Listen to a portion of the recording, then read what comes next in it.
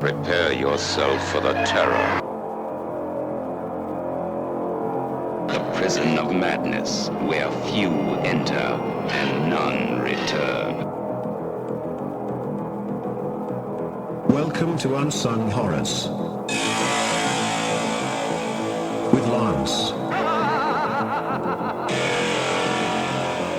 And Erica. Leave all your sanity behind. It can't help you now. Welcome back to another episode of Unsung Horrors. I'm Erica. I'm Lance. And this is our end of year episode for 2023. I forgot what year it is. Holy fuck, what a year. Exciting times. Happy, sad, more relieved so that we can take a break for a bit. Break time. Yes, break time after this. Well, by the time people hear this, we'll have been on a break already for a few weeks. But we're here to recap our favorite new to me films of the year. So no 2023 releases, all film discoveries or new to me, whatever you want to call them.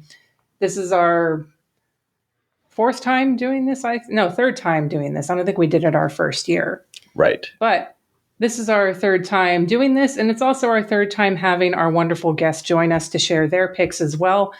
We first have Lindsay Wilkins from the Schlock Awe podcast. Welcome, Lindsay. Woo. Hello. Thanks for having me back. Yes, I'm very excited to hear your picks for this year. Yeah, me too, actually, because I've got my Letterboxd list up. So it'll be interesting to see what I actually go with. You're still working on it, just like our other guest, Anthony from the Cult Movies podcast. Welcome back, Anthony. Hello. Thanks for having me back. And I'm glad some people still want to talk to me. Of course. You're like, you don't have a podcast anymore. We have no reason to invite you here. You're done. You're dead to us, Anthony. How could you? What did you do? 100 episodes? Come on. Yeah. It was like 110. It was more because you had like the sort of side episodes that weren't just like one specific. Yeah. But I mean, that's amazing work. You got through the entire book. Definitely to be commended. Yeah, for sure. That was the goal. And so I figured, we'll stop here. Life gets really busy, so it does. Maybe we'll come back to it. Who knows? Yeah. Or maybe, someone else can pick up the torch and do cult movies too. Who knows? That's right. Yeah. Not us. We're not volunteering for that. Just putting it out in the universe. Well, congratulations, Anthony, for the podcast and for finishing the book. That's awesome. Thank you very much. And so I'm super excited to get back behind the mic here. I had to dust some things off and make sure everything worked, but I'm ready to roll here. Excellent. Sweet. Well, we'll jump right in then. As we did the last few years, we are going to start with our Letterboxd statistics for 2023. So we're each going to share our most watched actor and our most watched director. So Lindsay, let's start with you. Who was your most watched actor this year? This is why I should actually look this up. Not the night before I'm doing this, so I don't see Tobin Bell sitting there because I did go on a Saw binge for some reason. Oh wow! It's tied with that and Clint Eastwood. I also did go on a Clint Eastwood jag, but yeah, those two are tying for 9 films. Nice. Yeah. So yeah, I've only seen a few of the Saw films. I think one of these days I might get around to them, but. Well, yeah, and then I guess you saw part 10. Was that the one that dropped this year? I did. Yes, I did. And that's kind of what started it. No, they're actually surprisingly addictive because they're more these weird soap operas of just like anything can kind of happen. You get way involved in who's who, though you forget instantly and who's actually killing who at one point. But no, they are surprisingly addictive, and Tobin Bell is actually very good in them. So, but I just went, oh, okay, it's Tobin Bell. Okay, let's go. Well, I'm in the same boat. I didn't look at mine until actually 5 minutes ago, but I had an idea of who it was just based on my habits from this year. I'll go ahead and share mine. My most watched actor this year was my boy, John Saxon. Oh, nice. Yes. I went on a huge binge during Junesploitation of John Saxon films. Close second was Boris Karloff with 11 films. John Saxon had 13, but I did a lot of Karloff films in Horror Gives Back in October. But yeah, I thought originally I was going to try to have I was actually trying specifically to get Linda Day George and Christopher George to have the most watched equal number of films, but that didn't quite work out. So they still got in my top 10, but they did not make it to the very top. Anthony, what about you? Most watched actor? like Lindsay, I went through the Lone Wolf and Cub series. So Tamasaburo Wakayama is my guy Nice. this year. So I went through that whole series for the first time, and then we know your top 5 picks for the year, right? Yeah. yeah, exactly. Yeah. Yeah. So I'm done. Thanks, guys. And then I also watched Sympathy for the Underdog, which he is super like fat and gross in that one. But yeah, I mean, the dude is like, I wrote a lot about him at FThisMovie this year because I was watching that series, and I just love the fact that he's a portly gentleman, yet he can do all these badass things. And so as a fellow portly gentleman, I thought, yeah, this is my guy. This is my inspiration. I actually watched Bad News Bears Goes to Japan this year, and he's in it. Yeah, he plays the Japanese coach. Nice. Very strange. Not a recommended film.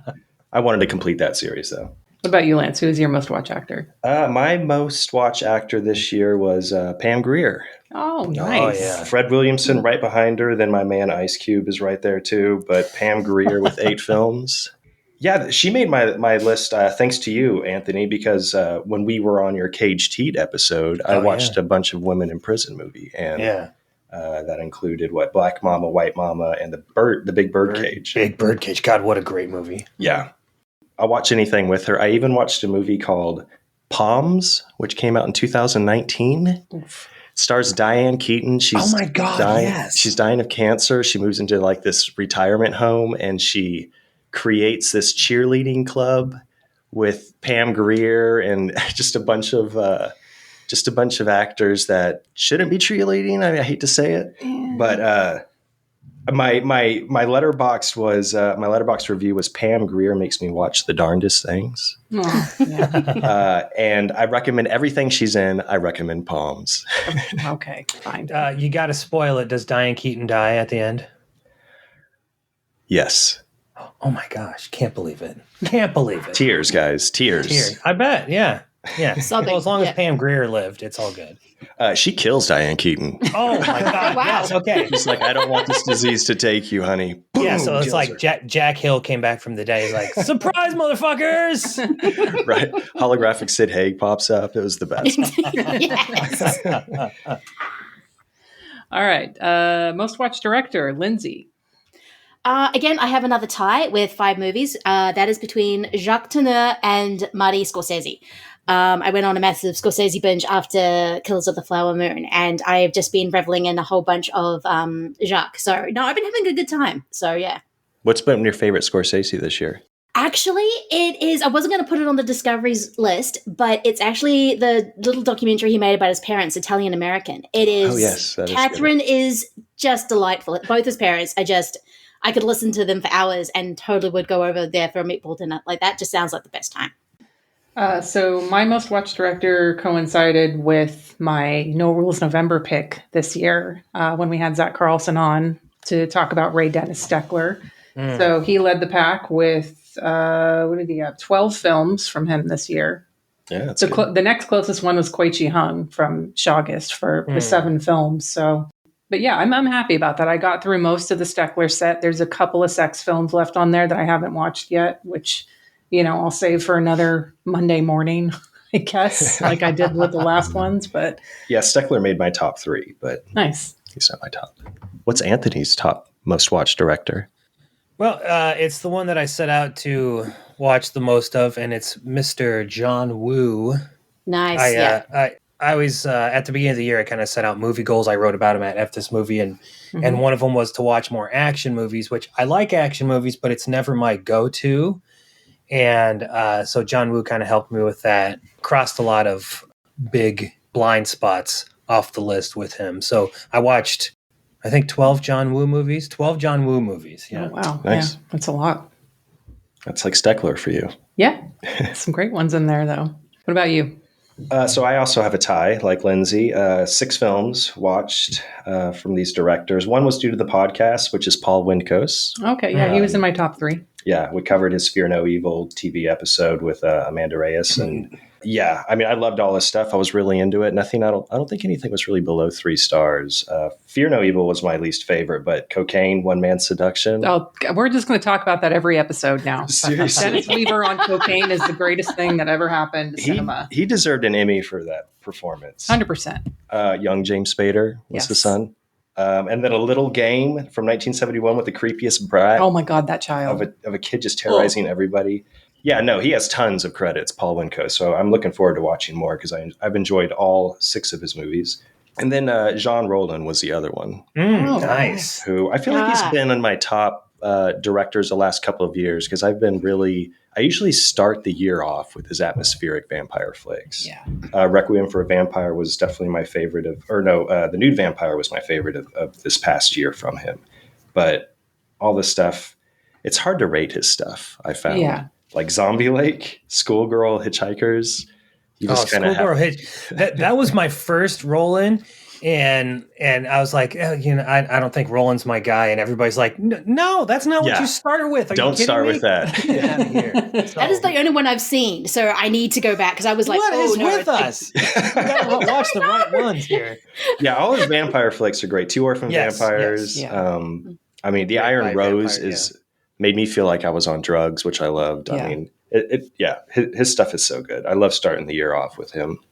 It's a good way to kick off. It's a good winter vibe for me. Yes, Totally, January watches. Yeah.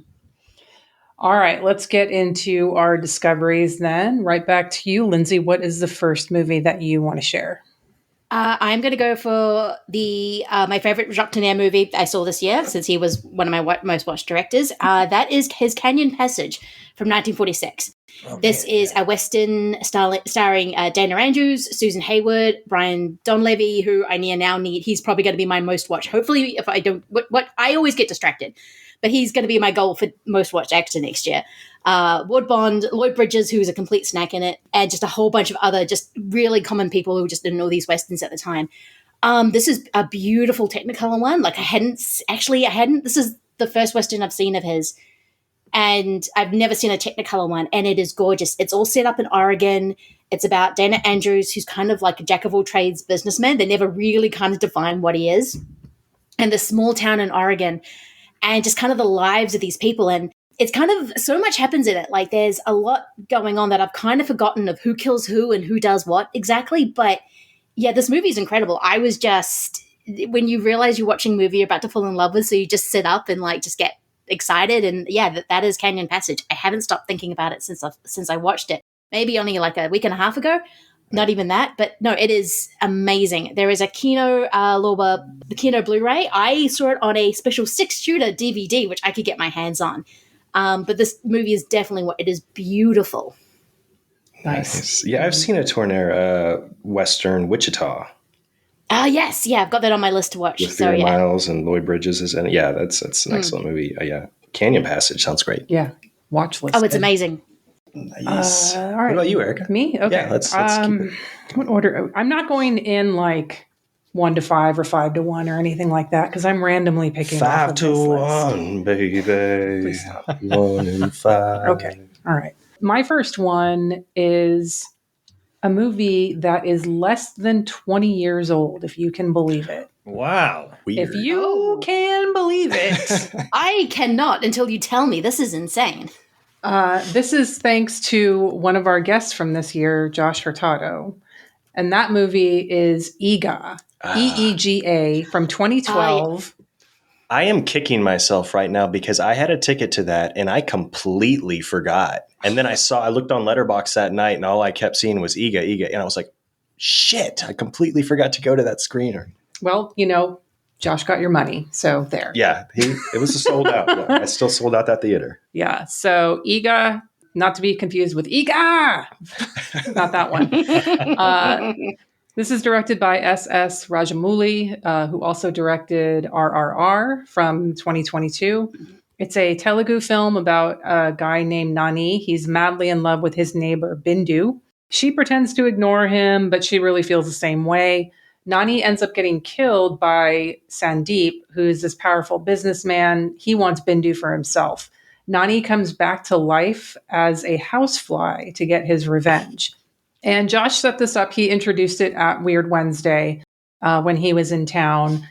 And he was like, you're going to see the greatest training montage this side of Rocky. And he was not lying. You know, you're seeing a housefly in a training montage. It's the greatest thing ever. The post is amazing, by the way. It is. It's so good. It's him like just standing there like with a little like a thread needle.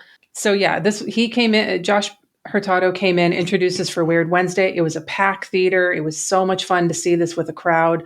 I was completely enamored with RRR when I saw it in 2022, and I didn't include that in my best of list for that episode because I did, you know, that was the same year, and, you know, we don't do same year, quote unquote, discoveries.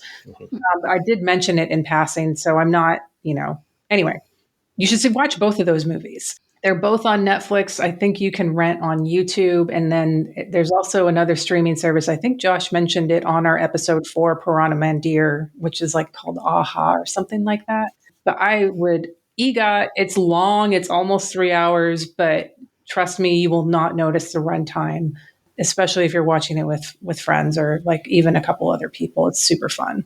Yeah, I'm so mad at myself for missing that. You should be. That movie-going experience. You're fired from the podcast. Okay. I'm telling Josh. Okay, bye. I found it on Netflix.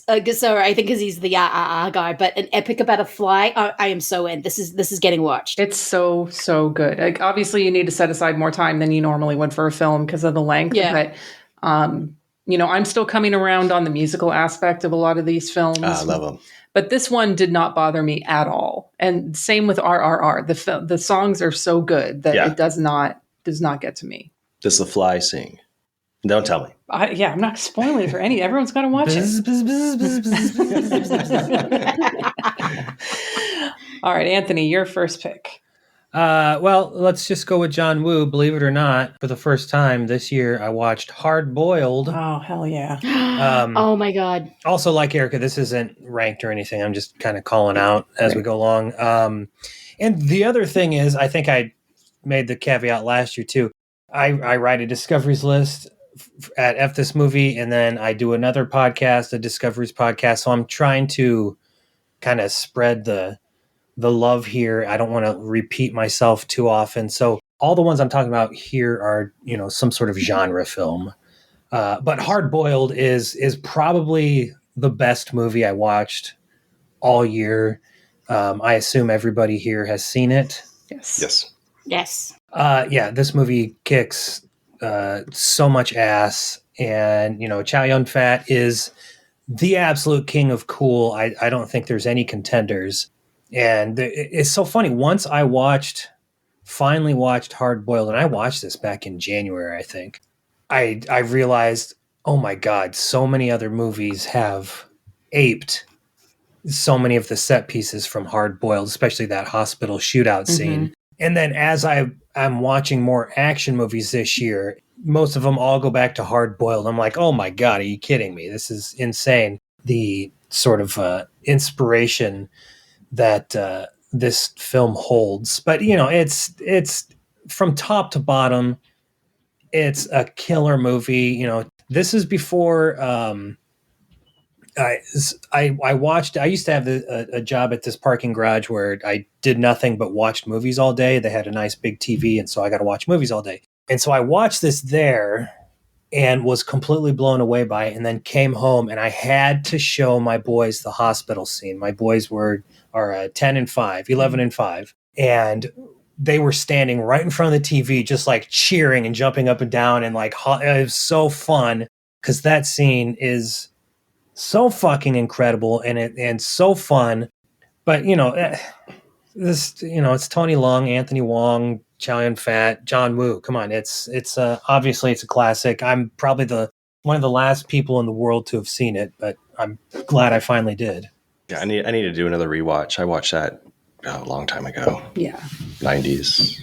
Yeah, I only saw it like a few years ago for the first time and was just blown away. Even by the opening tea house scene where Chow Yun-fat is like sliding down the banister with the 2 guns. I'm just like, holy shit. Yeah.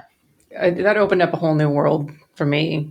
That was the first non-American John Woo film I saw. And it was really my first like Hong Kong action film that I saw. And I was like, this is what movies can do? Yeah. Like, holy Screw American shit. action. Fuck American action movies. Give me more of this. And immediately turned around and watched The Killer. And yeah, it's just... It's so funny, like, because I'd seen The Killer, City on Fire. City on Fire was probably my first non-American Hong Kong action movie a few years ago. But, you know, I've seen dozens before I saw Hard Boiled. So it's kind of weird how I roundabout finally came to it. But my God, I'm glad I finally did. Yeah. Although I got to say, I fucking hate the poster and all the sort of marketing material with him holding the baby. I understand, like, that's one of the big set pieces, but it's so stupid. It's so stupid looking. I hate that poster. Agree to disagree. The movie rules. I love it, but yeah. All right, Lance, your first one. Okay, I'm going to start off with the trashiest on my list. Going with a Nick Millard movie, Criminally Insane from 1975. In a few moments, two people will die. I'm gonna have to kill you both. No, Ethel. Suspense that will shatter your nerves as Fat Ethel, with a maniac's cunning, terrorizes her numerous victim. Do you think I'm gonna let you starve me? Another kind of monster is loose, and death follows each time that Ethel reaches for the meat cleaver.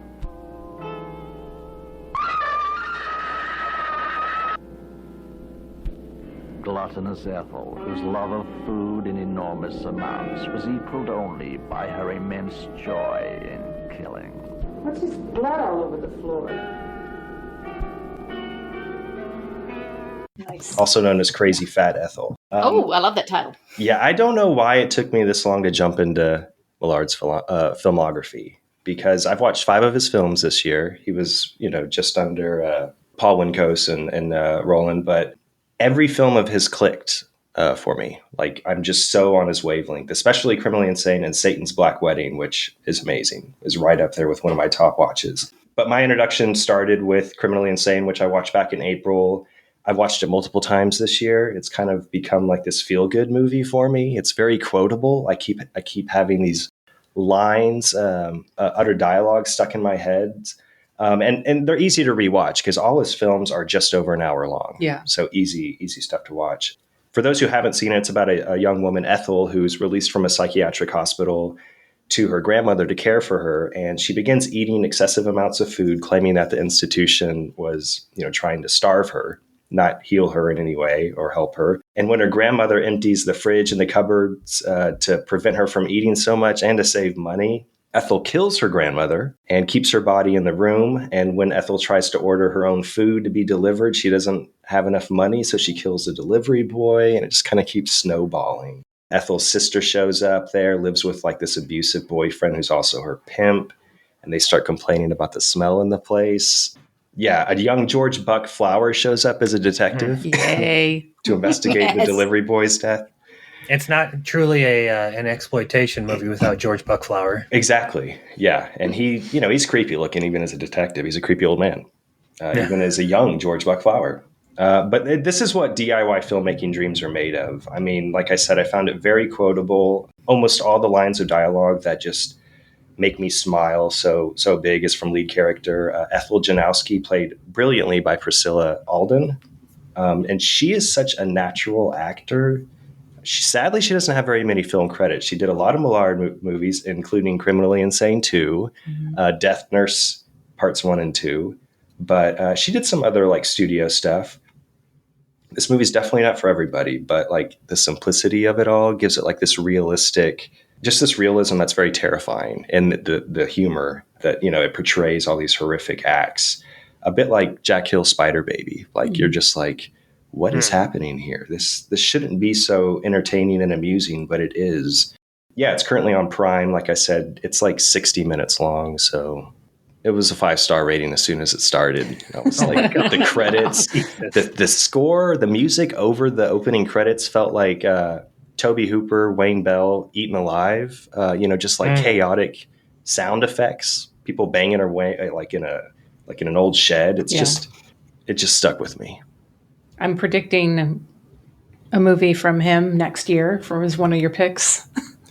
I hope, yeah, we should dive in. And yeah, that's good. I haven't even thought about that. I didn't think about doing I'm the surprised. Gore. Okay. Well, I think like I never pick my episodes until like a week before. I know, so. it's kind of frustrating. It is, isn't it? Yeah, it's okay. You know, we can't all plan a year in advance like Erica. It's fine. That's true. Okay, Lindsay. Yeah. Number 2. My number 2, I am going to go for Abby from William Girdler, 1974. This movie rules. This was Abby. This was Abby. A woman loved and in love until that night when something evil came looking for a soul to possess.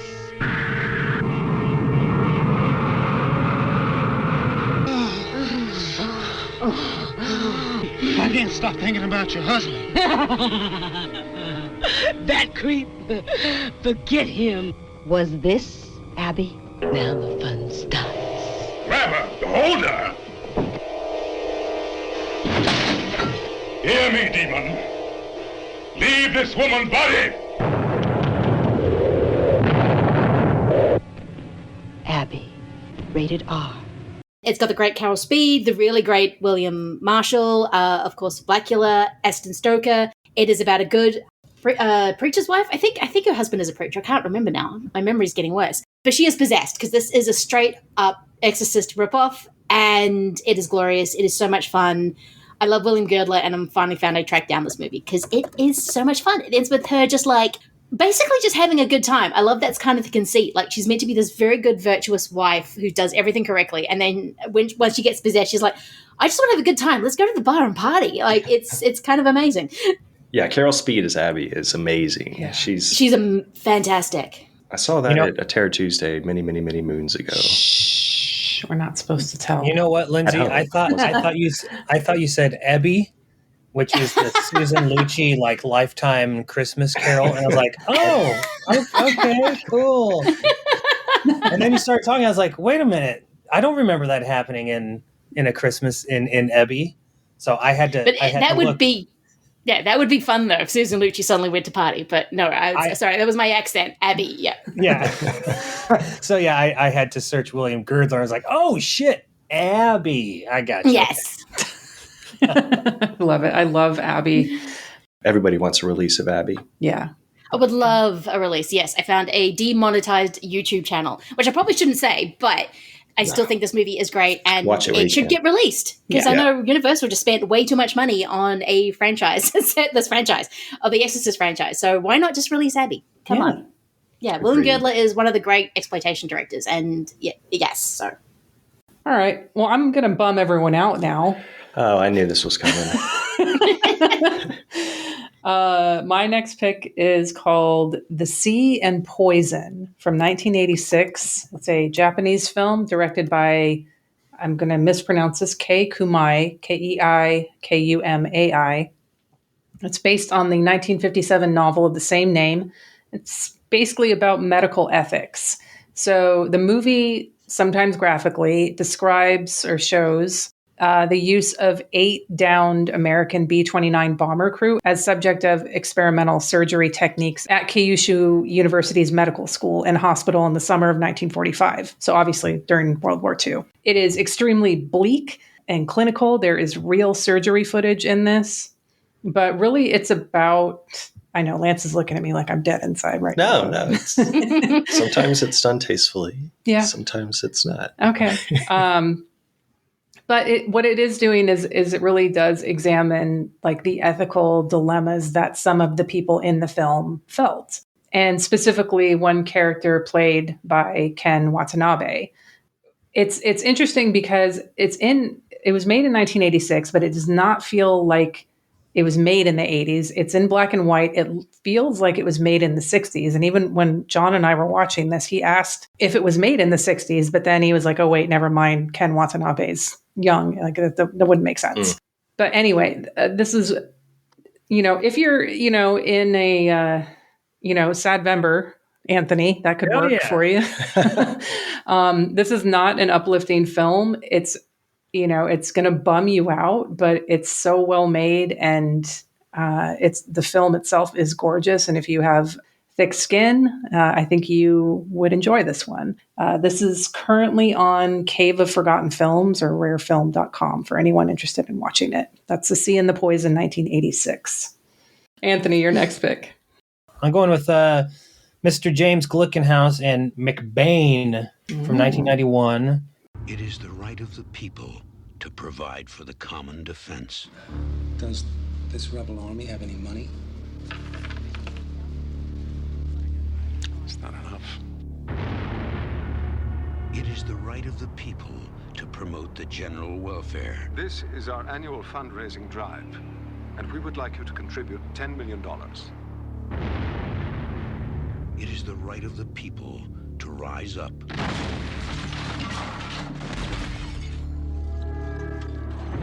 To bear arms. To wage war.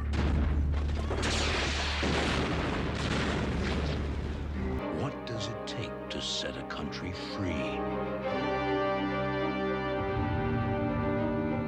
McBain. I'm very fortunate and privileged enough to be able to receive discs in the mail for review at the site. And this was the first Synapse release I was ever sent. And I was like, wow, this, Synapse is now my all-time favorite label just because I love James Glickenhaus so much. Every single movie of his that I've seen, I haven't seen Time Mask, like his last two, but they're all bangers. And so I didn't really know much about this movie. Of course, I heard about it, but and I knew Christopher Walken was in it, and that was about it. And so I popped this sucker on, and I was invested like from the first minute, because when I was a kid, like, we'd always have, I don't know, WGN or TNT on a Sunday afternoon, and they'd be playing shit like Uncommon Valor and like, kind of like 80s war movies. And so I kind of have a soft spot for those. And McBain is that all the way. And it's a great mix of sort of like a New York City crime movie with phenomenal training montages. And then like sort of like a rebellion sort of storyline that sort of is kind of encapsulates the whole movie. And then the ending where this sort of dictator is overthrown, this moment where Christopher Walken, like, he goes in and he kills the big bad guy, and then he stands out over like this cheering crowd, and you might expect someone to like start hogging all that glory and like bring it on and like raising his hands and everything. The way Christopher Walken did that, for some reason, I feel stupid saying this, brought tears to my eyes, where he just went up. Like, I'm McBain.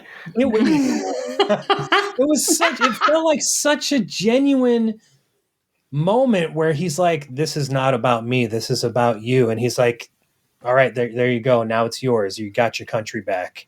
It's just incredible. And so he's got this team made up of old Army buddies, Michael Ironside. Hell yeah. Chick Venera, Steve James. And then what happens is Maria Conchita Alonso's brother was the man who got Walken out of a POW camp. And so he always said, if you ever need my help, anything you need, come and get me.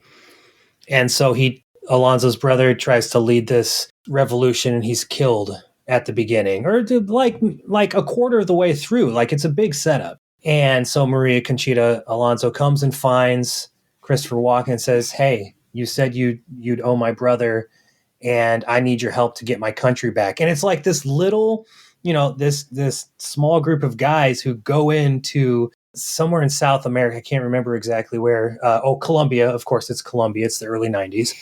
And like overthrow this dictator. And it's fucking awesome. And it's James Glickenhaus. He spares no expense. He had all this, producer money, And when he would go out to make a movie, he's like, we're going to blow some major shit up and probably real people are going to die, but that's just the way it's going to be.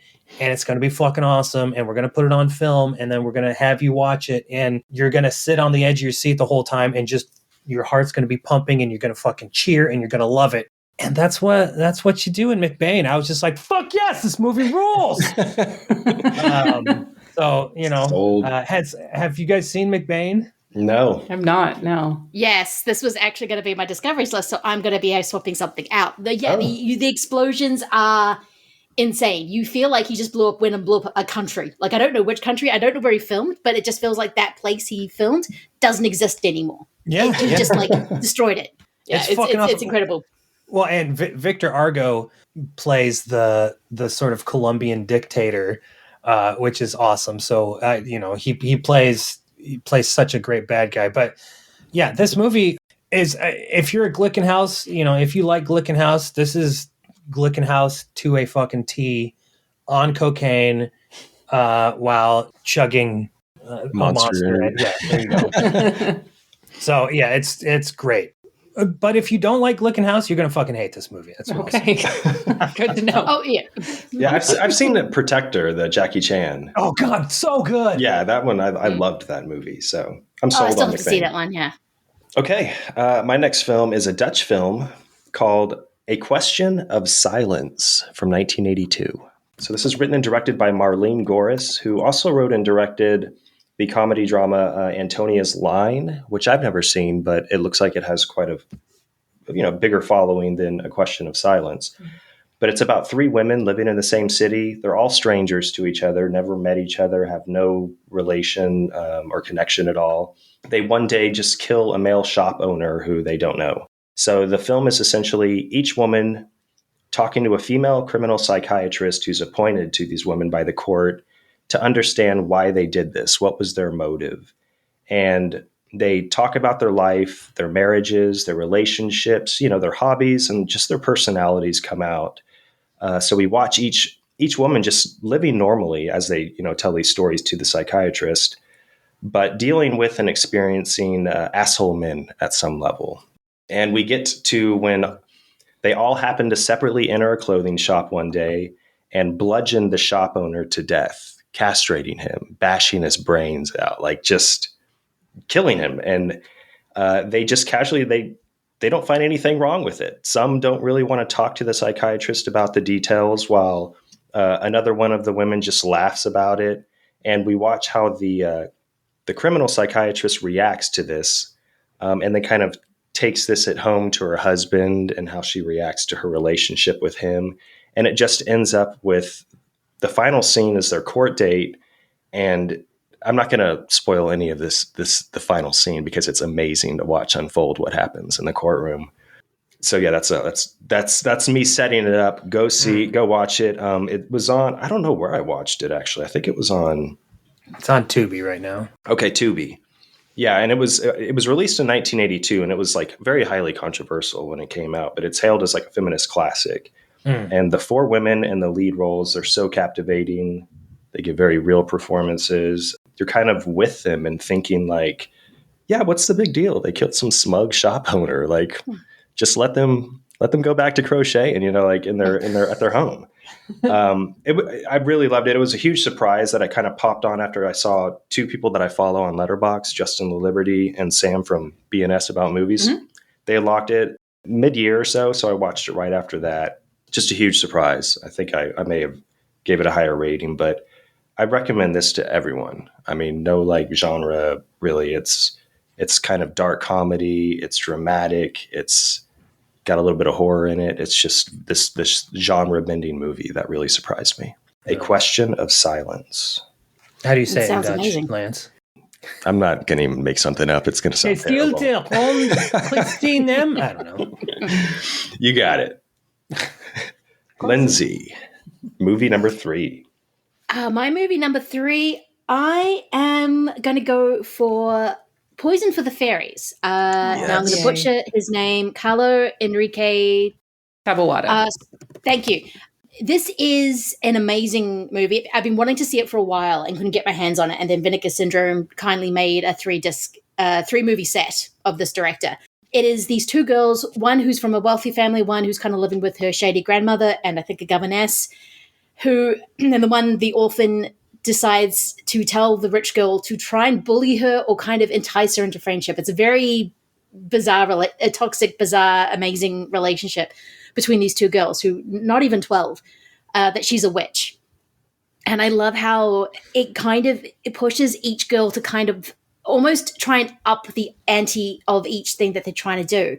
Even though there's not much violence on screen, it's kind of all around what these girls are actually willing to do to try and best each other, try to be friends and try to control one another. I think it's incredible. I absolutely loved it. It was one of those things when you hunt for a movie for ages and then you kind of worried about, oh my God, have I just hyped this thing up in my head? And then you watch it and you're like, oh no, this rules. Movie's amazing. I could watch this again. It's a Mexican movie, a Gothic movie, but it's got that very kind of old Gothic kind of thing to it. And I absolutely adore it. Yeah, I watched it for the first time this year too. It's an honorable mention on my best of. Oh, we get to do honorable mentions? Sure. Well, okay. That one, yeah, just that one, right? Okay. Oh, good. All right, I got my list of 13. All right. Me too. But yeah, the child actors, a lot of times it just doesn't work. But Poison for the Fairies is, man, they really, steal the spotlight. I think it helps when it's in a different language, so I can't understand if they're being annoying as much. This is true. Sometimes you can tell, but that's true. Yeah, one of them is annoying, but at the same time, you're like, yeah, but you're kind of being a manipulative little annoying. I won't say that word. Annoying right now. So I like the fact that you're just like, yeah, I do black magic all the time. What are you talking about? Mm-hmm. No, it's a really, really gorgeous movie. Yeah. So my next one, I actually teased this one in our episode on Jack's Back because I did a deep dive on Chris Mulkey for no reason, really, just because he was in that movie. And I was like, I'm just going to watch a bunch of Chris Mulkey movies. Yeah. And it's one of those that I literally just stumbled across and I was like, I'll watch that. And just talk about his penis. His penis I'm was in it, going to right? talk about the penis. You mentioned that you saw his penis in this movie. I'm trying to build up to it. I'm sorry. You can cut. You could edit that. You ever heard of foreplay, Lance? Jesus. What's that? All right. So got to edge into it. Okay. So my next pick is Patty Rocks from 1988, directed by David Burton Morris. Why don't you ride down there with me? It's your problem. I'm not going to get involved in it. You told her? Let's go. Well, we can't. What do you mean we can't? Well, I didn't get to the part where I was married yet. Well, what'd you talk about then? I told her that if she was going to go through with this, that I was going to sue her for theft of semen. Billy, for the baby. Come on, help me. What can I do? Talk to her, tell her. I don't even know her. Just introduce yourself. And what's your name? Patty Rocks. It's a man's world, right? But it wouldn't be nothing without a woman. Starring Chris Mulkey, of course. This is a Christmas road trip movie about a guy who convinces his friend to go with him to visit a woman that he has been sleeping with to convince her to get an abortion. Both men are stuck in arrested development, albeit at sort of different stages of maturity. Chris Mulkey is basically a man-child in this. It's hard to describe because the plot is very simple. It's basically half of the movie is them on the road trip to go visit her and the other half takes place at her apartment. So there's literally 3 people in the movie plus a gas station attendant for a minute. But Chris Mulkey is fantastic in this as this charming man-child. I mentioned, Lance already spoiled it, but we do see his penis in this multiple times. But I watched a shitty VHS rip of it on YouTube, so I need someone to restore this. And I think, not just for that reason, but because it's a great film. And I honestly, and I know this isn't a Blu-ray wishlist episode, but this is a perfect movie for Fun City Editions to me because it's one of those outside of its time kind of films. Yeah. It's out of its time, but at the same time, it has some very of its time discussions that will likely distance some viewers, specifically some homophobic slurs and things like that.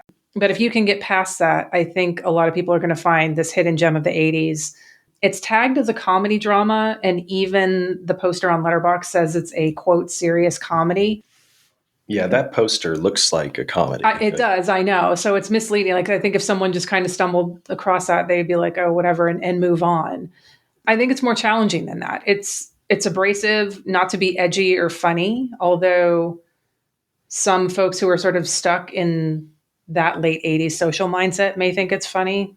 It's interesting because like there was a write-up on Split Tooth Media where the director apparently said before a screening of it that some of the people might feel uncomfortable during the first 2 acts of the movie, but just wait. And he's right. Like, this is one of those movies that definitely pays off for you if you make it all the way through. So the copy I watched, shitty VHS rip on YouTube, apparently in that same article I read on Split Tooth Media about it, and this is from years ago, so I don't think this still applies, but if you're interested in purchasing a Patty Rocks DVD, you can email the director, but it's an AOL email address. So I don't know if this still applies. You know what? Danny Perry has an AOL address. That's how he and I communicate, so it's very strange. All right. I shouldn't AOL shame people, but you know. This is written by the director, David Burton Morris, and also the 3 stars. Mm-hmm. I don't know. I just find that interesting where it's like, you know, friends got together and just decided, hey, let's make this movie. Yeah. And like, that's the thing is there would be so many interesting interviews and discussions about the making of the film. It's like, oh yeah, we just got together and like wrote this film, and they might even be somewhat embarrassed about some of the things that they wrote, because there's some stuff in there that could be a little bit cringy to listen to. But the whole film, the film as a whole, I've been talking about this movie for a lot, but when they finally get to the woman's apartment, she is so refreshing because she's just so like, we had sex. It's fine. I don't expect anything new. She's very sex positive, and it's refreshing to see that. And she's not treated by the movie as a slut. She is by Chris Mulkey because he's a man-child, but he's purposefully meant to be that character. But she's not treated that way by the movie. And I think that's really important to show more women like that, especially from films in the 80s, sex-positive women. So Patty Rocks, 1988. Highly recommend this one. The copy on YouTube is passable. It's fine if you really do want to watch it, but I really do hope this gets a release. So, Bill, very if you're listening, tell Jonathan at Fun City Editions. On to you, Anthony, your next pick. Okay, so I'm going to piggyback on Lance. Lance, bend over. Let me jump on. Let me jump on, not jump in. Calm down. How you were talking about sort of feminist quality of that Dutch movie. So this one stands out. It's called Red Sun, or Rot Son. It's a German movie directed by a guy called Rudolf Thom. What's the feminist manifesto? Something manifesto. Anyone? Do you guys know what I'm talking about? Anyways, this book is written by the woman who tried to assassinate Andy Warhol. Anyways, this movie, Red Sun, is about these 4 women who, I don't want to say hate men, but they are sexually liberated, and they, you know, kind of live their lives how they want to, and they'll go and sleep with men, bring them back to their this house that they all live together, and then kill these men. And one of them, her ex-boyfriend, shows back up, and he is, you know, this manipulative asshole who kind of gets in her head. He knows what these women are all about, yet he's still able to survive. And like, he's still this asshole of a guy who sleeps with her, and then he's like, oh yeah, I promised to do all these things, and then he goes off and disappears again for a while. Anyways, he shows back up into town. All along you're thinking, okay, these women have had enough, they're gonna off this guy at some point, but they don't. Like, he still kind of hangs with these girls. And so it's this weird sort of hangout movie of these four women navigating, this sort of toxic world in which they live, and how they sort of decide, like, well, this person, we're going to kill this guy, but not this person. And it's a very sort of understated, quiet, not slow, because it's constantly interesting. You're always wondering, oh my God, what's going to happen next? But sort of meandering 90 minutes. And then the end is this big explosion of fireworks, and it's heartbreaking, but I don't know, it's really, really interesting. The release comes with 2 visual essays, which really, one of them delves into the new German expressionism, those, Wim Wenders and all those filmmakers. And then another one delves into Andy Warhol, Scum Manifesto. Scum Manifesto. Valerie So this Solanas, is Red Sun is Scum Manifesto, the movie. I recommend reading Scum Manifesto. I don't agree with everything that's in there, but it's very invigorating and empowering to, it doesn't matter if you're man, woman, or neither, but it's really good. So I don't know, it's a really interesting movie, and it falls right in line with the type of films that Fran is releasing at Radiance, something that I'd never heard of. But as soon as I watched, I was like, lives in my head forever now. Has anyone picked up any Radiance Blu-rays yet? I've only picked up Big Time Gambling Boss and Messiah of Evil. Oh, yeah. I had to get Messiah of Evil. That was a no-brainer. But yeah, Big Time Gambling Boss is fucking awesome, too. Yeah, that was one of my discoveries of last year. Yeah, it was great. Lance. Okay. So I watched this next one for This Movie's Junesploitation. Mm-hmm. It was a free space. Outrageous. Oh yeah. 1977.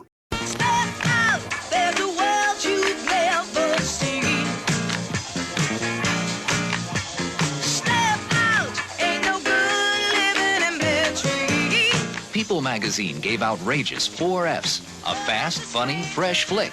And the Los Angeles Times called it original, alive, and funny. Outrageous. Don't miss it.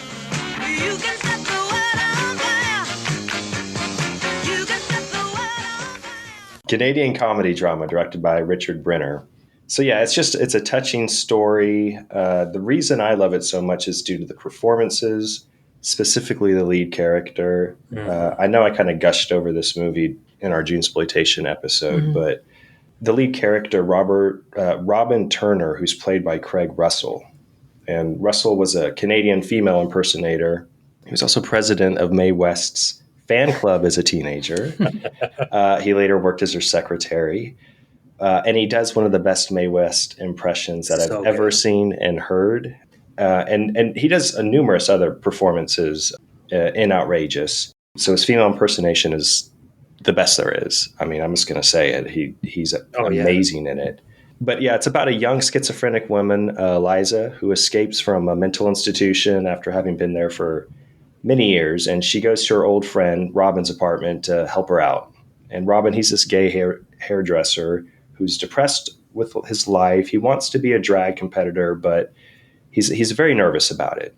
And Liza helps him with his preparation for a show and confidence, while he helps her out acclimate to living in the city and getting back to normal life. And he heads to New York to make it as a drag performer. And Liza is struggling alone.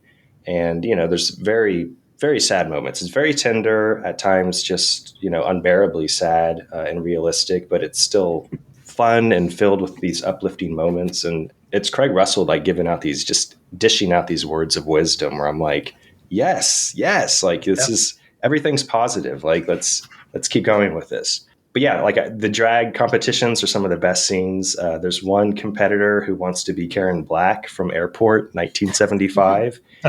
And when that doesn't land, he wants to be Karen Black from Nashville. Craig Russell and just the other characters throughout here, they reference a lot of films. There's impersonations all throughout. It's the best. I mean, I mentioned it in Junesploitation, but I wish Craig Russell was in 100 films. Like, he should be a star. Like, everybody should know this performer's name. I've been putting off watching the sequel, though, to Outrageous from 1987, but it's the same cast and crew, so I'm definitely going to get to it. Definitely not as good, but yeah, Outrageous was one of the original 100 cult movies that we covered, and it is, you're exactly right. It's such a touching movie. It's a perfect Sadvember movie because it kind of has this sort of overcast melancholy tone to the whole thing. Yeah, especially with that Liza character. She goes through a lot. Because of Liza. But he is so, God, like, you're just like, God, I wish this guy was my friend too. He's just he would make me feel like I could accomplish anything and like push you to do that. It's great. It's on Tubi right now. I think it's on YouTube, but this doesn't have a release. So no. I should probably put this on my Blu-ray wish list. This is one of those when people, like when I would tell people about the podcast or Danny's book and they'd say, oh, what kind of movies? And I'd always say, he talks about Casablanca and Citizen Kane, but then there's also movies, and I would always go to Outrageous because that was the first one that I was like, I've never heard of Outrageous before. And then of course I watched it and fell in love with it. But that's always one that I tell people, he writes about movies that nobody's heard of, like Outrageous, and God damn, it's a good movie. Lindsay. Oh, okay. So, since McBain has already been talked about, I'm going to go... actually, this is another movie that deals with sexuality, but surprisingly, this got nominated for a whole bunch of Oscars in 1964, which always blows my mind. When Tennessee Williams wrote a movie, everyone loved it, when they're generally one of some of the most fucked up things in prestige cinema. But that is Night of the Iguana. One man. 3 women. 1 night. The night of the iguana. Since man has known woman, there has never been such a night. John Huston. I did a baby doll for the show, which I absolutely fell in love with. But then I also ended up watching Night of the Iguana, which has Richard Burton playing an unfrocked priest who essentially kidnaps this tour. He's touring around Mexico because, I forgot her name. Grayson Hall, I think, accuses him of assaulting her 16-year-old niece, which is actually the other way around. Sue Lyon is absolutely assaulting Richard Burton throughout this whole entire movie, which is hilarious. And so he kind of kidnaps him, takes him to Ava Gardner, who I did not know who had this performance in her, playing a recently widowed woman, coming to terms with the fact that she had a husband. She is now sexually free, even though she has been cheating on her husband for decades because they always had an agreement. Actually, the performances are all around, especially Deborah Kerr, who I'm kind of in love with. But this movie is just a wacky sex comedy, just really well done and really poignant. And very amazing. It's very much a farce because every single time Richard Burton walks into a room, Sue Lyon will walk in and just assault him. Of course, it's because it's Houston. It's filmed in Mexico. There's going to be a Mexican theme, I think, throughout my list. And I absolutely loved it. I love Tennessee's writing. I think he can just, even though the movies did kind of shave the sexuality, especially the homosexuality that he always talked about in his movies and this kind of repression way under, still in 1964, he's tackling these big subjects. And I absolutely adore it. It's really funny. It's very silly, but it's an amazing, amazing movie. Awesome. So my next pick So Austin Film Society earlier this year had a noir series, and one of my favorites came out of that visit to that theater. And that is Kansas City Confidential from 1952. You're a 3-time loser, Tony. Not yet, I ain't. What's waiting for you, Harris? The chair, the gas chamber, or just a rope? This job you're talking about. I said I'd listen. Nobody sees the others without a mask, even when we make the split. And I decide where and when that takes place. That makes it all foolproof. You want me to believe there was a duplicate truck? I wouldn't know. I wasn't there. And that year you spent in the pen, did anyone frame you on that rap? Just because I got in a jam over a gambling bet doesn't make me a bank robber. I want to know who framed me. Directed by Phil Carlson. So it's mainly focuses on this guy, Joe Rolfe. He's wrongfully accused of robbery, and after he's finally released due to lack of evidence, he sets out to find the gang responsible. who are meeting up to divide the cash down in Mexico. Joe becomes involved with, it's been a while, either the daughter or the niece of the leader of the heist. But the gang members in the heist include Lee Van Cleef, yes, Neville Brand, Jack Elam. They have these amazing masks that the leader of the heist makes them wear so that none of them can recognize the other. But that seems to only apply during the heist, because once they all meet up, they all figure out who each other are. So I'm like, what happened to, anyway, obviously they can't wear the masks at the resort down in Mexico where they're meeting up, because other people would be like, why are you wearing that mask? But it seemed like they figured out pretty quickly who each other were at the end. But it's really great. I highly would recommend it. It's streaming everywhere. It's on Tubi, it's on Prime, Canopy, Paramount. It's on your favorite Fubo, Lance. I don't have Fubo right now. Okay. Oh, it's not baseball season? Yeah, I only subscribe during baseball season. Okay, I don't know when baseball yeah. I mean, this one's worth it for the performances alone. Everyone is top of their game here. I'll watch Lee Van Cleef and Neville Brand in anything. Yeah. But they're fantastic in this. So Kansas City Confidential, 1952. I've been meaning to watch this for ages, so this is just going to get me bump it up. So Good. yes. Yay. Glad to hear it. Anthony, next pick. All right, I'm going with one that has been on my watch list for a long time, but there has been really no release. I think this might just have been on VHS and came out on Blu-ray this year thanks to Arrow, and that's Louis Teague's Fighting Back from 1982. Every 24 minutes, a murder is committed. Every 18 minutes, a robbery occurs. Every 7 minutes, someone is mugged. I draw the line. All of you got lies in this community here. For John D'Angelo, enough is enough. We have got to move. Nobody makes me move. John D'Angelo will do anything to make his neighborhood safe. He's fighting back. Rated R. And it's, it's riding the wave of Death Wish. So it's about, sort of a family man who's had enough and creates his own vigilante posse that really kind of turns into more of a, it starts out like a neighborhood watch, but turns into more of like a militia. But it stars Tom Skerritt, who I love. He's for some reason, one of the most comforting presences for me. It doesn't matter if he's screaming or if he's subdued. I'm just like, oh, Tom Skerritt. It's like a giant hug. But he and his brother-in-law, played by Michael Sarrazin, sort of run this neighborhood watch program after his mom is caught in a burglary at a bodega in Philadelphia.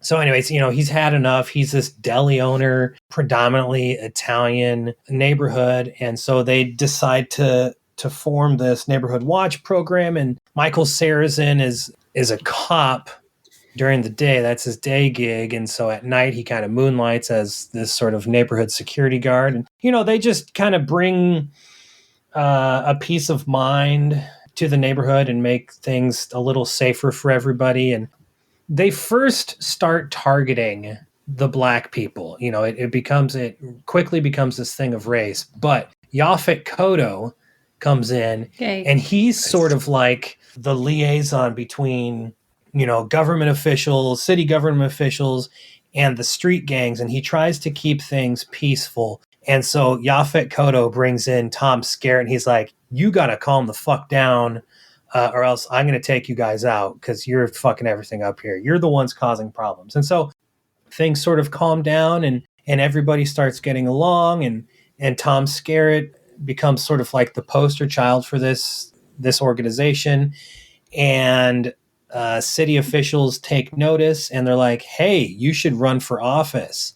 And so like the last 20 minutes is him like running for, I don't know if it's city council or if it's some sort of seat in the legislature, whatever it is. I'm not going to say how it ends. It doesn't end how I thought it was going to end, which is to say I was happy about that. Yeah. It's, I don't know, man. It is insanely rewatchable. I think a lot of it has to do with its Philadelphia. Because you kind of get sick of watching the same fucking shit shot in LA and New York. And so it's kind of refreshing to see this cool little Italian neighborhood in Philly. Like I said, Tom Skerritt, his wife is Patti LuPone, who I love. Michael Sarrazin is, so charismatic. I love this sort of like small town feel, and you feel like you're part of the community in this. And that all has to do with Louis Teague. I think Louis Teague is a phenomenal director. He hasn't nearly gotten enough opportunities because he's obviously capable of making great movies. And I think Fighting Back might be my favorite of his. We talked about Cujo with Lindsay on her podcast. Yeah. You did, yes. Love Louis Teague. Louis Teague is great. I think I have seen Fighting Back on a really shitty YouTube. So I was just looking up the Blu-ray while you're talking. I should try and get that because it'd be nice to see it in a nice format. Yeah, when I was watching it, it was barely watchable. So yeah. Yeah, the restoration is gorgeous. So I highly recommend picking that up. I mean, it can't be better than Collision Course. You know what? It's not, obviously, but that's Jay Leno's Pat Morita. I'm a stand for Collision Course because it's so stupid. Of course, Jay Leno is a racist piece of shit in that movie, but Pat Morita high kicks flying through the air a dude driving a car through his windshield. So and explodes this dude's head. Come on. Okay. I'm going with a Polish film called The Linnet. Okay, I almost put this on my list, but I was like, no, I know Lance is going to put it on his. Yeah. Can you spell that for me, please? Linnet from 1982. I watched this when we covered The Man Who Thought Life. This has the greatest poster art. It does. Yeah, it's like a sketch of... the boobs in the tree? Yeah. If anyone ever releases this, don't you dare touch that artwork. Yeah, that's gorgeous. I'm getting that tattooed on my back. You should. But yeah, this is from writer, director, Polish filmmaker. I'm probably going to butcher his name. Witold Luszyński. He was a cinematographer for The Man Who Thought Life, and that movie is just gorgeous. We've talked about that. Definitely check out the episode if you haven't. It's a pretty simple story, but the performances and the character reactions are very thought-provoking, very humorous at the same time. It's about modernizing a small potato farming village, and they're draining the marshland to build roads, add electricity. But the lead character is against any changes, including educating his own son. He feels his power and his manhood is being taken away from him in a weird way. He's frustrated as he finds that many beliefs and traditions that he was raised on and taught his children are simply just not true. And during this whole time, he's fantasizing about the teacher who's living with his family and educating his son and all the other children. So he has this conflict of interests, obviously. Like I said, it sounds kind of boring, super simple, but it's so well shot and paced, and the performances are perfect, like every single performance. Again, it's in a different language, so even the kids work for me. I watched another Luszyński film, and I loved it as well. His stuff is hard to find. I forgot where I watched this one. I don't think it was on Cave of Forgotten Films, but I didn't take note of where it was. But yeah, search it, see where it's at. It's out there somewhere. I watched it free somewhere, but The Linnet, immediate 5-star movie for me. Yeah. Wow. I love this. That sounds amazing. It is. Back to Lynn. This is our last round. Last round, yeah. Oh my God. Here we go, Lindsay. Yeah, choose wisely, Lindsay. Yes. Oh my God. What am I going to... Hang on. Okay, yeah, I think I know what I'm going to pick. I'm going to go... Look, I'm just going to keep my Mexican theme going, but I'm going to go for The Witch's Mirror from 1962. Yay. I should have actually listened to these directors. I apologize. Chano Ureta. Indicator released a Mexican macabre set, which I just grabbed as soon as I could get a hold of it. This is an amazing movie. It stars kind of a mad scientist, Armando Calvo, who's he murders his first wife, who happens to be also really good friends with their maid, who's also a witch. So this is a movie that changes genre every 10 minutes, and I absolutely love it. I don't want to say, I know it's been described as a very specific famous French movie, but I don't want to say it because I think that's spoiling it a little. But it is just this amazing movie that goes from witchy to sort of almost mad scientist, back to witchy, back to insanity. Like, I was so surprised where this movie went. It is absolutely incredible. I cannot wait to watch the other movies in this set.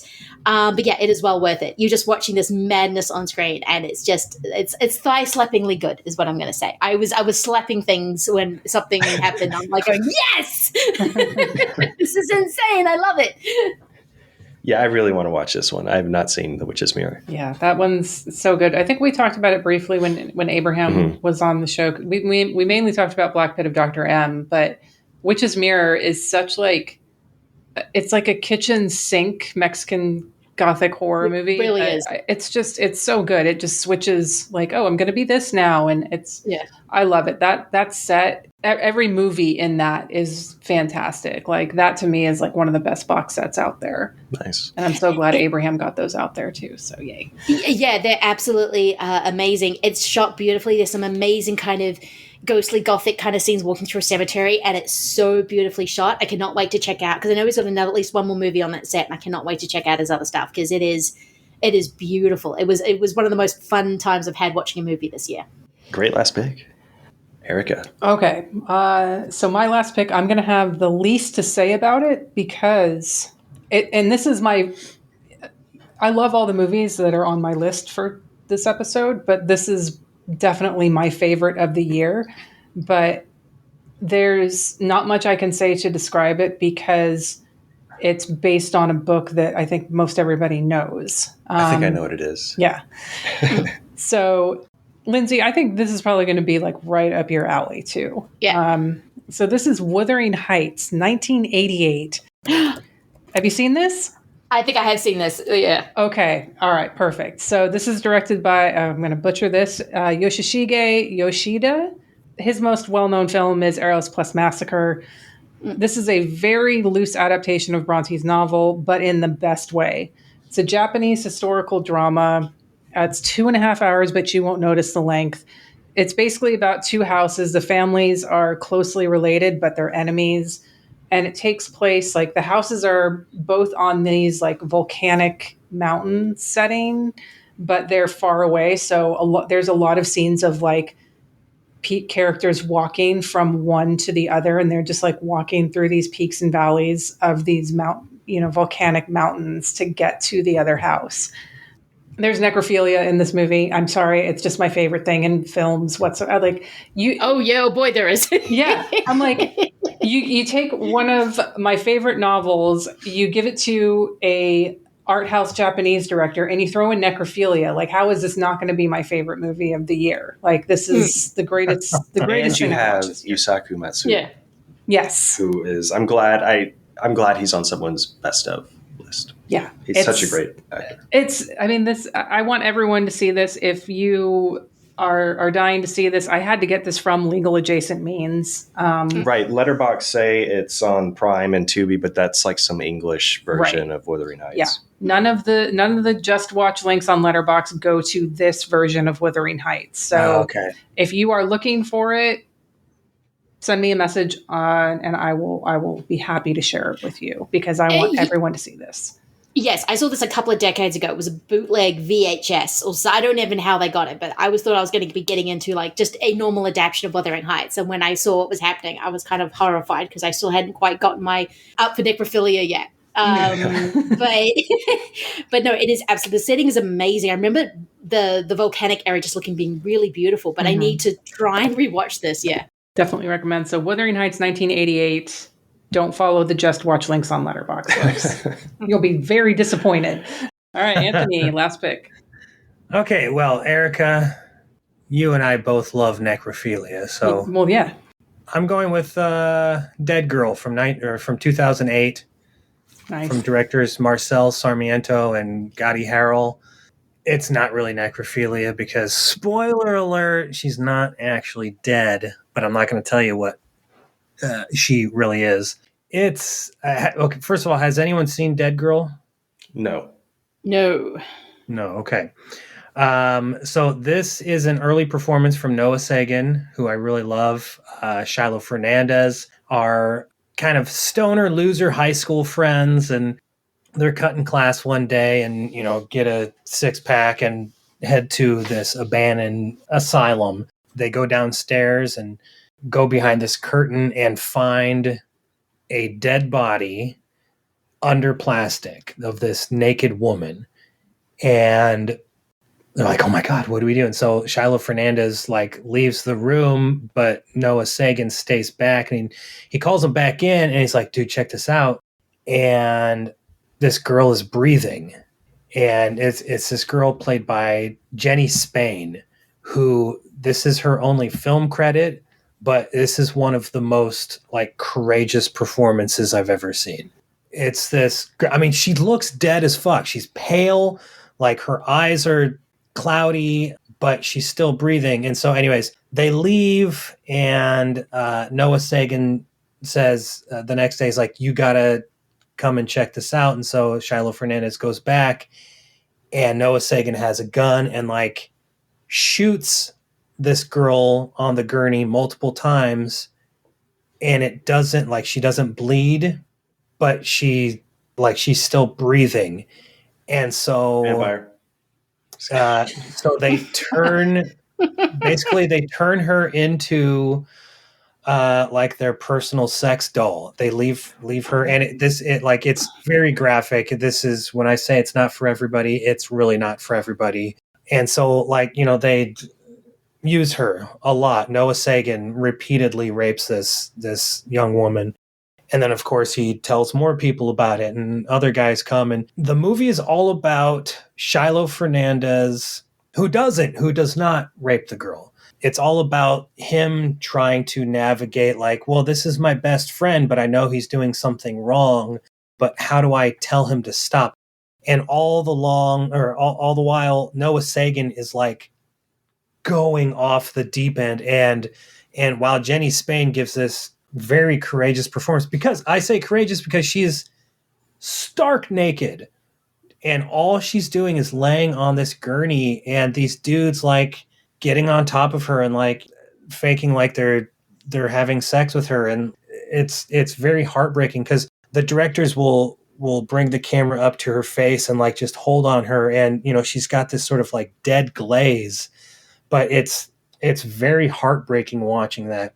So there's Jenny Spain, but Noah Sagan gives an incredible performance. Like, by the end of the film, he's transformed into this fucking bleary-eyed, you know, the skin around his eyes are red, and you know, it's like he turns into this monster of some sort, where he doesn't sleep anymore. He just drinks, does drugs, and like fucks this girl on this gurney. And so like it's this slow buildup of tension of what is Shiloh Fernandez going to do about all of this. And the third act, I like repeatedly brought my hand up to my mouth, like to lift my jaw back up, because I was just shocked.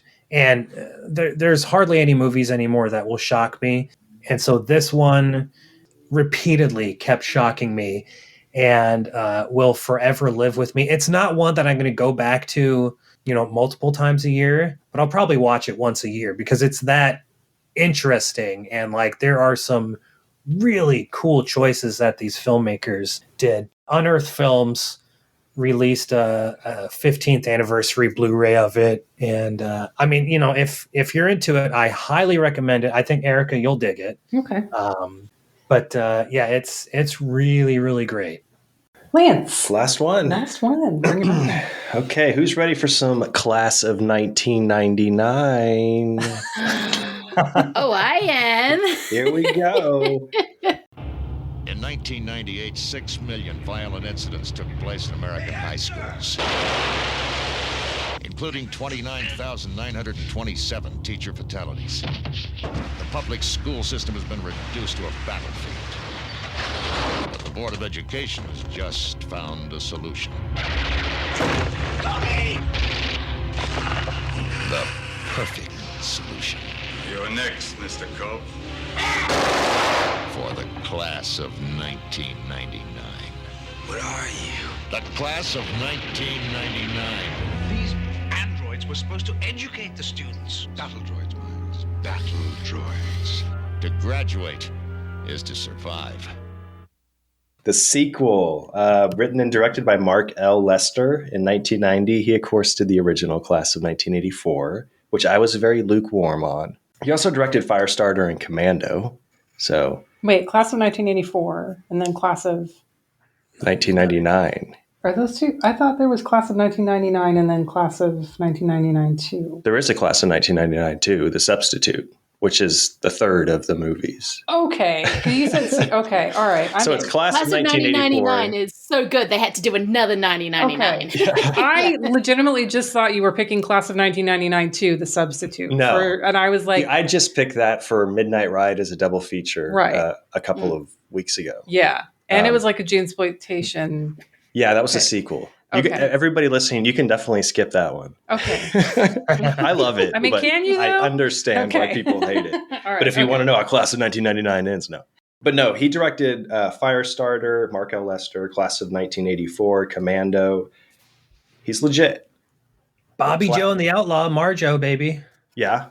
But Class of 1999 is his best movie. It is so good. It blows the original out of the water in every area, in my opinion. Much like Maniac Cop 2 does to the original Maniac Cop. Nice.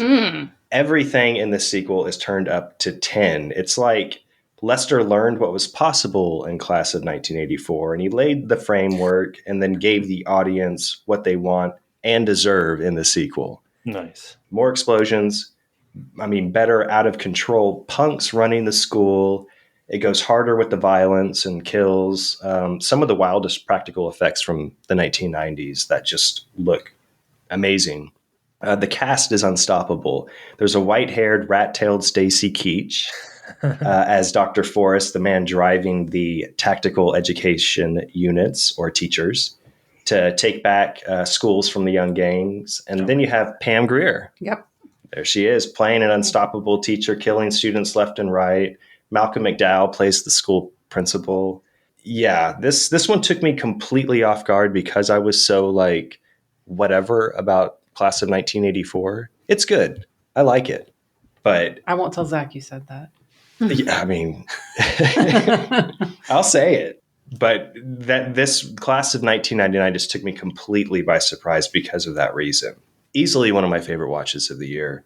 And like I said, yeah, you don't really have to watch Class of 1992, The Substitute, but there's some pretty good stunts in there.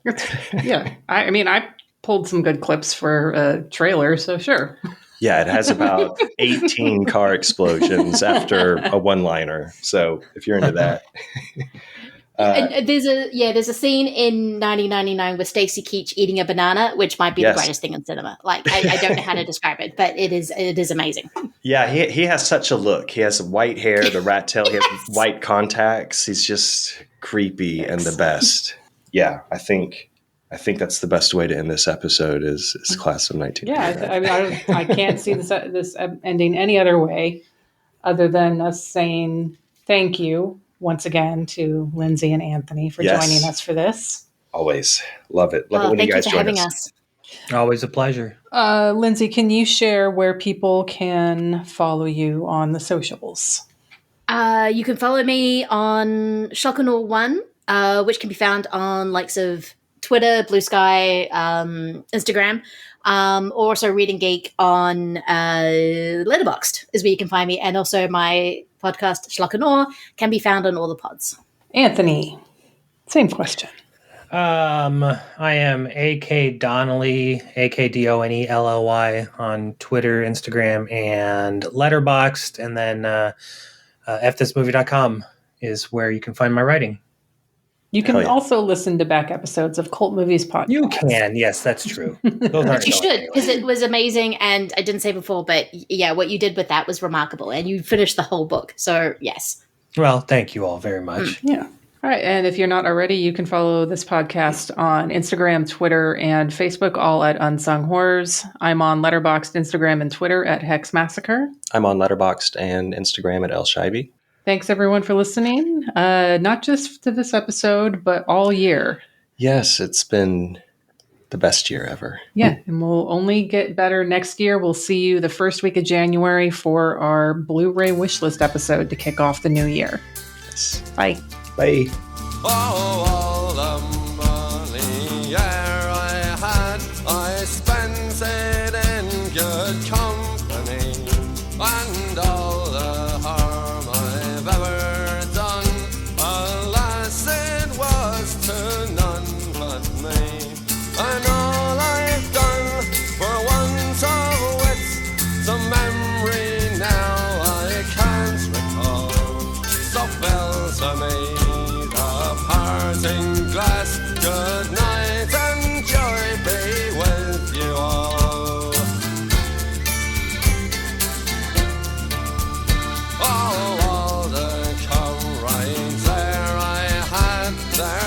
sorry for my going away, and all the sweethearts there I had, they wished me one more day to stay. But since it falls into my lot that I should rise and you should not, I gently rise and softly call, good night and joy be with you all.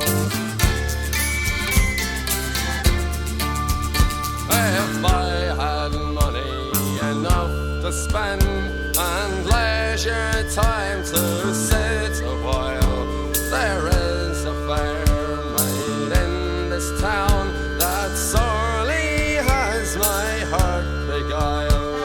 Her rosy cheeks and ruby lips, I own she has my heart enthralled. Then fell to me the parting glass, good night